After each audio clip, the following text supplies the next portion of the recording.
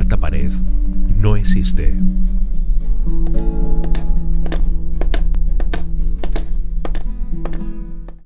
Hoy nos desplazamos a la sede de donde ensayan Desatinos porque queremos hablar con José Miguel, su director y autor. Aunque bueno, dentro de Desatinos hay varios autores y directores, pero ahora mismo de lo que es la parte teatral eres tú más el más centrado en dirección y autoría, ¿no? Sí, bueno, yo aparte de presidente, que me toca ser de esta asociación también, pues bueno, pues soy uno de los que tira del carro. Uno de los que tira del carro y de los que prepara textos, pues para que luego podamos representar. Y nada, pues siempre tiene que haber alguien que eche para adelante. En este caso, pues me ha tocado a mí. José Miguel, una cosa es crear, que es tú te sientas y creas tu obra y la redactas y la revisas y vas a tu ritmo, y otra cosa muy distinta es que dirijan tu obra, porque pasa de ser algo tuyo a que otras personas la interpreten. ¿Cómo llevas cuando la interpretación no es lo que tú planteabas? ¿Cómo lo llevo? Vamos a ver. Si te digo la verdad, hasta ahora estoy haciendo memoria, mientras me preguntas estoy haciendo memoria, pero creo que hasta ahora las obras que he escrito las he dirigido. Creo, estoy pensando, pero sí, hasta ahora creo que las obras que he escrito las he dirigido. Tampoco es que haya escrito muchísimas, pero bueno. Entonces, sí que es cierto que cuando tú diriges, a mí en realidad, ahora que estamos aquí los justos, a mí en realidad actuar me gusta poco. Prefiero dirigir a actuar. Si tengo que actuar, actúo. Y a veces actúo para que el resto también se anime a actuar. Pero a mí me gusta más dirigir que actuar. Me gusta más estar en la trastienda un poco de las obras de teatro. Tú cuando escribes una obra te la imaginas, o a mí me pasa, ¿no? Cuando tú escribes una obra te la estás imaginando en la cabeza, ¿no? Visualmente. Para mí cuando he escrito por ejemplo Traición, para mí es una película que yo ya tenía imaginada en mi cabeza. Entonces luego intento que esa cosa que tengo en mi cabeza, ¿no? Pues pase al escenario. No siempre es así, porque siempre tienes tienes que adoptar ciertas licencias o tienes que aceptar ciertas cuestiones pues que el propio personaje las hace suyas, ¿no? En el caso, por ejemplo, de Traición o de otras obras que hemos hecho. Pero no he tenido, creo, todavía la oportunidad de hacer una obra, escribir una obra para que otra persona la dirija. Entonces no sé cómo debe ser eso, pero bueno, tiene que ser complejo porque tú la escribes, como te digo, pensando en cómo quieres que se vea también, no solo en lo que quieres transmitir, en lo que sienten los personajes, sino en lo que quieres que se vea. Y sí que es cierto que el director luego puede coger e interpretarla de otra manera, totalmente diferente. ¿Se cumple al 100% cuando tú la escribes y luego tú la diriges? ¿Se cumple al 100% como tú lo tenías en tu cabeza? O sea, al 100%. ¿Tus actrices y actores lo llevan a rajatabla lo que tú tenías en mente o empiezan a hacer ya suyo el personaje? No se cumple al 100%, pero se adapta bastante, se cumple bastante, ¿eh? Si no al 100, al 95%.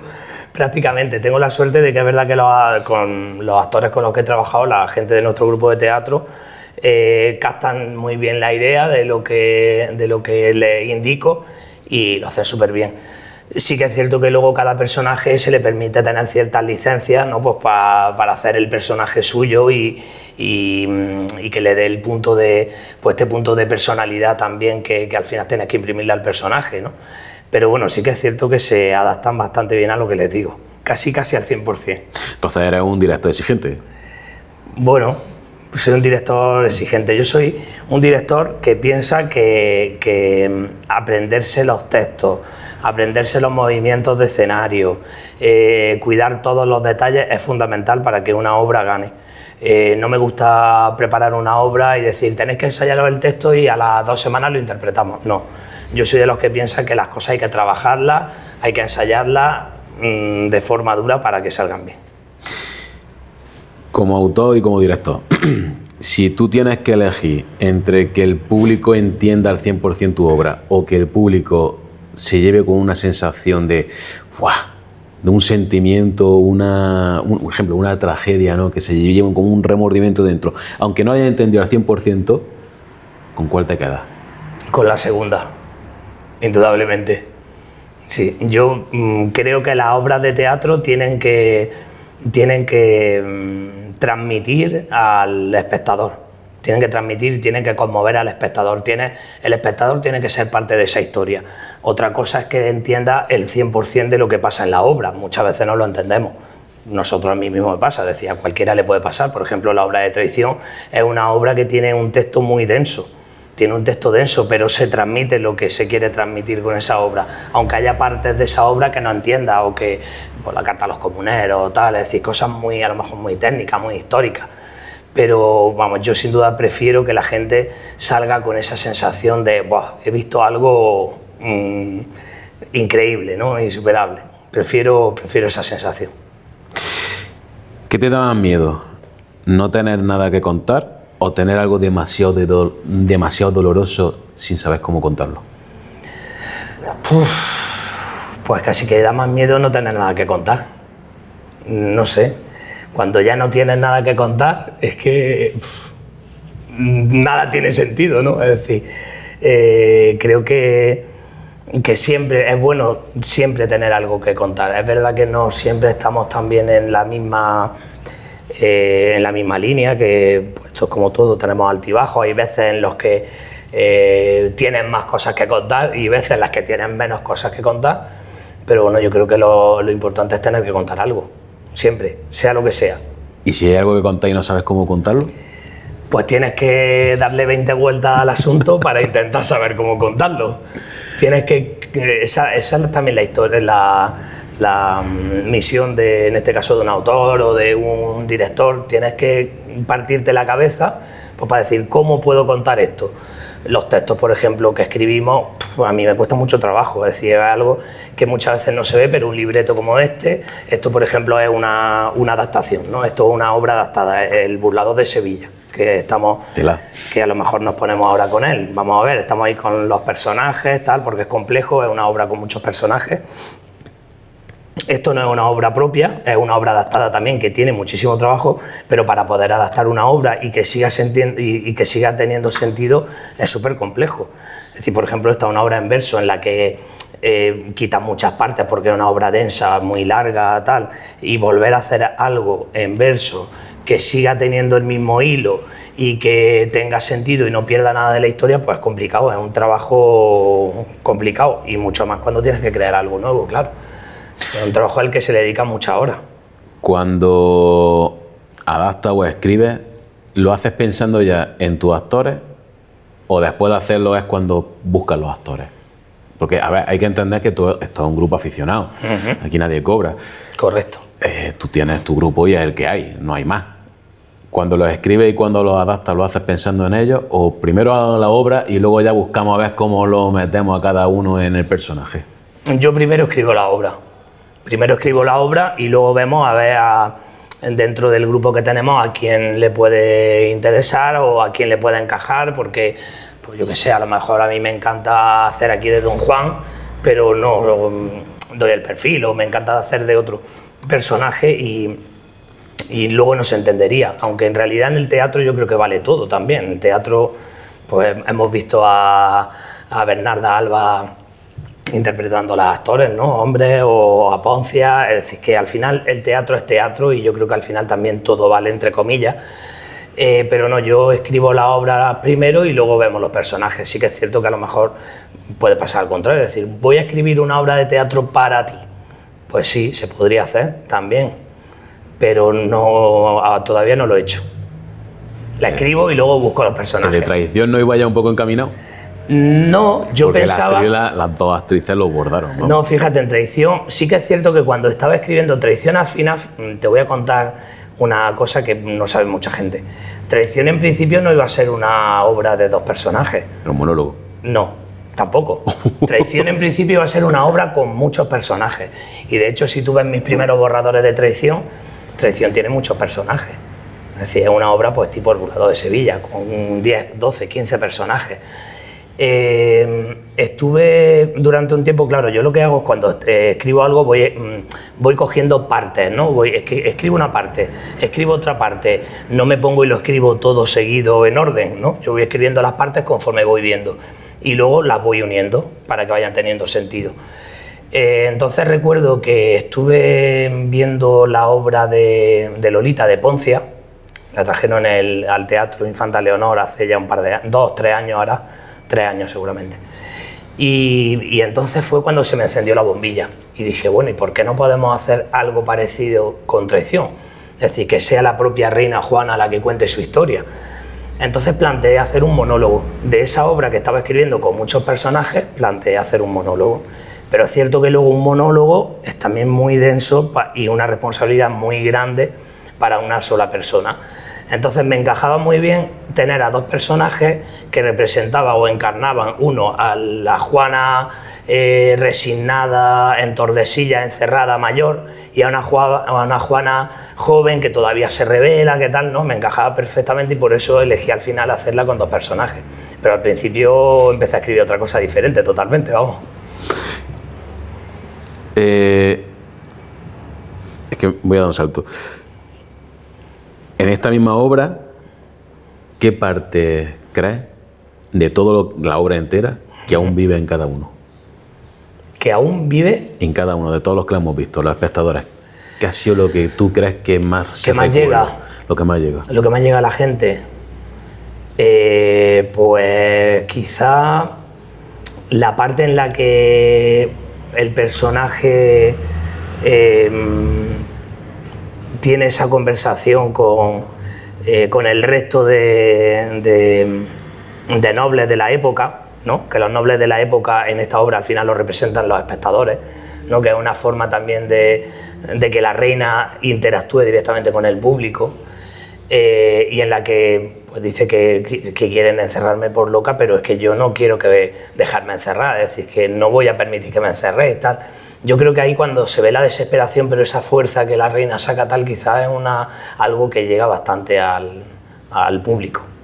En general, en esa obra en concreto, pues casi todas las partes llegan bastante, porque es una obra muy emocional, una tragedia, una obra trágica, una tragedia totalmente, y creo que conecta muy bien con el público.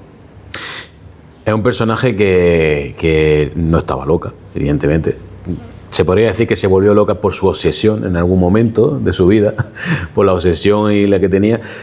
¿Crees que el teatro también tiene que tener ese punto de locura? Esa obsesión que tenemos que tener cada uno, o bien como actor, o bien como autor o director. ¿Crees que tenemos que tener un punto de obsesión y de locura para que esto siga funcionando? Pues sí, tenemos que estar un poco locos para poder dedicar tantas horas de nuestra vida de forma aficionada y sin cobrar, es decir, sin recibir nada a cambio, pues para poder llevar esto a cabo. Creo que la mayor recompensa a veces es pues ver cómo el público responde, ¿no? Cómo la gente disfruta con lo que hacemos. Creo que eso es fundamental. Y luego creo que para mí una de las cosas más importantes y que más me gusta es el poder dar vida a personajes que existieron o que nunca han existido, personajes imaginarios, el poder dar vida a esos personajes, es decir, que la propia reina Juana vuelva hoy, después de 5 siglos o 400 y pico años, que vuelva hoy a decirnos, a contarnos su historia, pues eso creo que es bonito. De hecho, las propias actrices o actores les llama mucho la atención, es decir, es una de las cosas que valoran mucho. Por ejemplo, las 2 actrices en este caso que interpretan Juana, ellas me lo dicen, es que por un momento estamos viendo, es que somos ella, es decir, somos ella y tenemos que transmitir sus sentimientos. Entonces, bueno, es algo que llega mucho a la gente. Seguramente tú en la soledad de tu casa, donde escribas, tú le has preguntado muchas cosas a Juana y tú le has contestado. Claro. Porque llega un momento que tú, escribiéndolo, supongo que eres como Juana. Te metes en ese papel. Pero si tú la tuvieses delante, la verdadera, ¿qué le preguntarías? ¿Qué le preguntaría a Juana?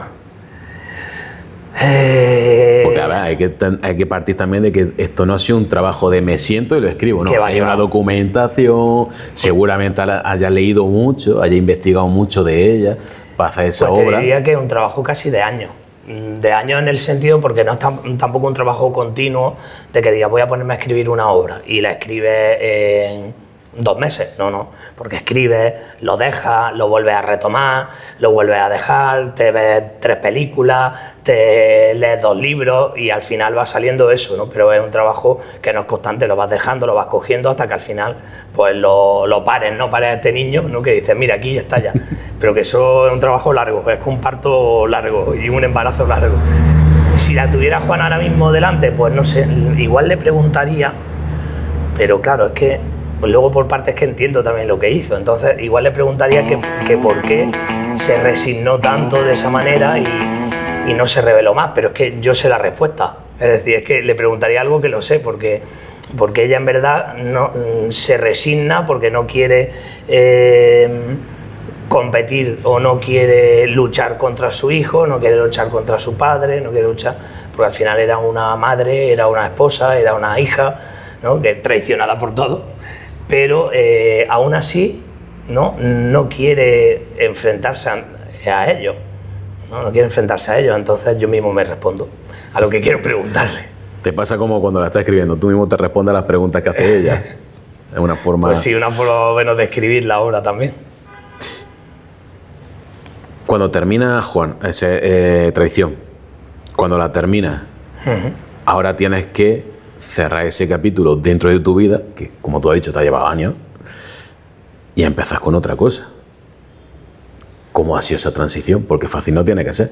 No es fácil. Incluso cuando os piden que volváis a interpretar, o sea, que volváis a hacer la obra y se vuelve a interpretar, vuelve otra vez para atrás, o sea, no cierra el capítulo nunca. Claro. ¿Cómo lo haces? No es fácil cerrar el capítulo porque cuando tienes una obra tan bien montada, más o menos, es decir, que tienes una obra tan bien montada como Traición, pues al final lo que te apetece es también seguir haciéndola. Es decir, te apetece seguir haciéndola, aparte porque te invitan a que lo hagas. Pero yo creo que tampoco es cuestión de cerrar un capítulo y abrir otro. Es decir, tú puedes seguir con ese capítulo representando eso y ir trabajando en otras cosas, ¿no? Ir trabajando ya en otras cosas ahí. Cuando terminamos Juana, pues empecé a preparar, que tenía también ya desde antes, como te digo, yo no me pongo y lo hago todo el tirón, lo voy haciendo, lo dejo, lo voy haciendo, en ratos, por al final también el día a día de nuestra vida, nuestro trabajo, nuestra familia, tal, pues cuando puedes, también hay que dedicarles tiempo, entonces lo voy haciendo a ratos como puedo.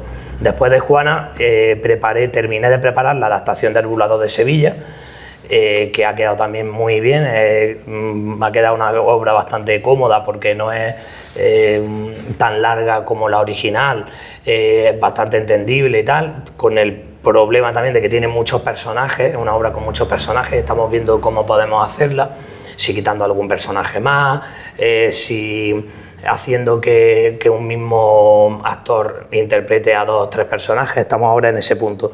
Y preparé también unos entremeses cervantinos que son prácticamente copiados de un grupo que funciona, un grupo Ron Lala, que son muy buenos, son buenísimos, y tienen unos entremeses muy graciosos y divertidos, en verso también, que los tenemos preparados para hacerlos. Entonces, aunque hemos cerrado el capítulo de Juana y hemos abierto otro, no tenemos por qué cerrar el capítulo de Juana por completo, es decir, podemos seguir interpretándola. Pero personalmente, tú, ¿no se te contamina el resto de obras que estás haciendo de Juana? La forma, la técnica, el lenguaje.